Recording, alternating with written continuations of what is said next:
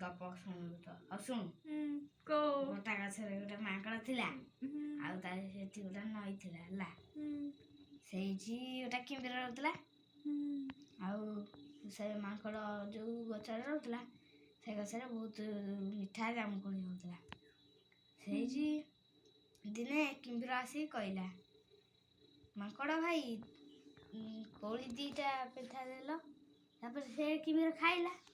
କହିଲା ଏତେ ମିଠା କୋଳି ତାପରେ କେତେ ମିଠା ହେଇଥିବ ତାହେଲେ ତା କଲିଜା କେତେ ମିଠା ହେଇଥିବ ତାପରେ ସେଠୁ ସେ ଘରକୁ ଗଲା 2-3ଟା ପେନ୍ଥା ନେଇକି ତା ସ୍ତ୍ରୀ ପାଇଁ ଆଉ ତା ପୁଅ ପାଇଁ କୋଳି ନେଇକି ସେଠୁ ସେ ଗଲା ଖାଇବାକୁ ଦେଲା ଗଲା ଆମେ ଖାଇଲେ ସେଇଠୁ ତା ସ୍ତ୍ରୀ ସେଇଆ କହିଲା ମୁଁ ଯେଉଁ କହିଥିଲି କ'ଣ କହିଥିଲୁ କଲିଜା ମିଠା ହେଇଥିବ ତାର ଏତେ ଯଦି ମିଠା କୋଳି ଖାଲି ସେ କଲିଜା କେତେ ମିଠା ହେଇଥିବ ତାପରେ ସିଏ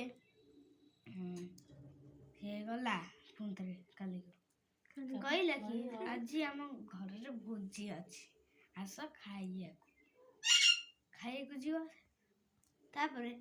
କିମ୍ଭୀର ବହୁତ ମଝିରେ ପହଞ୍ଚିଲା ବେଳକୁ କହିବ ଆରେ ମାଙ୍କଡ଼ ତମେ ଏଡ଼େ ବୋକା ତମକୁ ଆମେ ଖାଇବାକୁ ଆଣୁ ଖାଇଯିବୁ ତମ କଲିଜା ଖାଇଯିବୁ ଏହା କହିଲା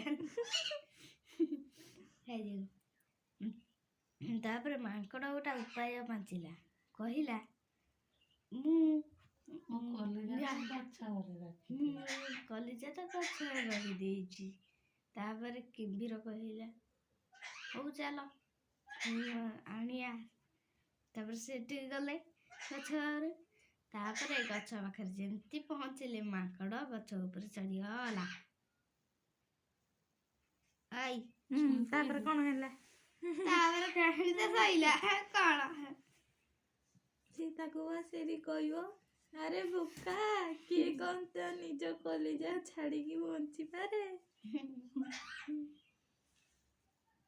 ଏତିକି ଜାଣିଥିଲା ଆଉ ନାଇଁ ମୋ ପାଖରେ ଗପ